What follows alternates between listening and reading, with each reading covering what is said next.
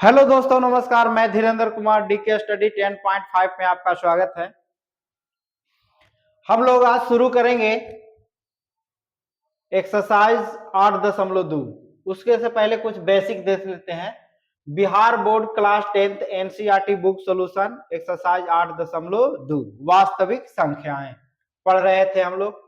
ठीक है, 8.1 के हम लोग प्रश्न देख लिए थे।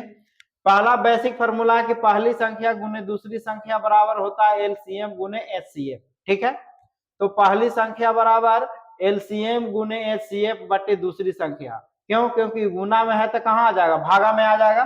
ठीक है, दूसरी संख्या को रोकेंगे तो पहली संख्या इसको भागा में चल जाएगा, एलसीएम गुने एचसीएफ बटे पहली संख्या।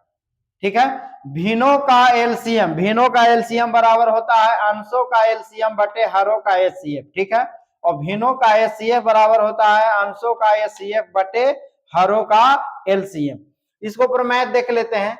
एलसीएम आपको दिया रहेगा, तो इसको में प्रश्न में दिया रहेगा महत्तम समापवर्तक और लघुत्तम समापवर्तक पहली संख्या चाहे दूसरी संख्या दिया रहेगा। तो हम यहाँ पर लिख दिए हैं कि एलसीएम 8 है और एचसीएफ 12 है, पहली संख्या 6 है और दूसरी संख्या ज्ञात करना है। तो पहली संख्या गुने दूसरी संख्या बराबर एलसीएम गुने क्या होता है? एचसीएफ। ठीक है, तो पहली संख्या कितना दिया हुआ? 6, दूसरी संख्या नहीं मालूम है। एलसीएम कितना है? 8 और एचसीएफ कितना है? 12। ये कट जाएगा, 6 दूनी 12 कट सकते हैं, बराबर में कटता है।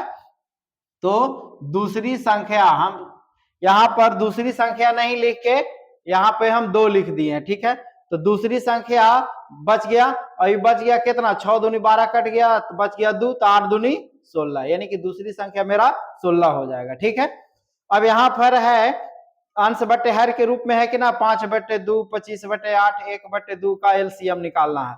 तो एलसीएम निकालना है तो हम लोग समझ जानते हैं फॉर्मूला कि भिन्नों का एलसीएम बराबर होता है अंशों का एलसीएम बटे हरों का एचसीएफ।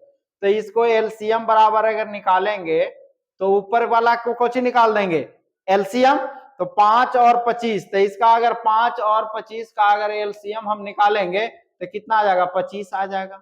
और नीचे वाला के एचसीएफ निकालेंगे तो 2 से ये भी कट जाएगा, ये भी कट जाएगा, तो 2 हो जाएगा, बन गया। अब यहाँ पर देखिए एचसीएफ निकालना है। क्या निकालना है? एचसीएफ। तो ऊपर वाला के क्या निकाल देंगे? ऊपर वाला के एचसीएफ निकालेंगे तो 3 से लगाएंगे 2 में, तो 3 दूनी 6 कट जाएगा।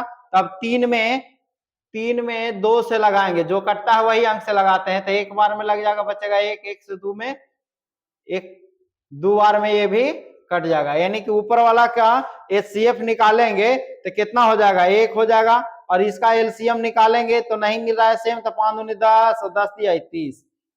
ठीक है, तो ये हम समझाने के लिए है ना, कम समय में आपको फॉर्मूला सिखाना था, सिखा दिए इसको पर।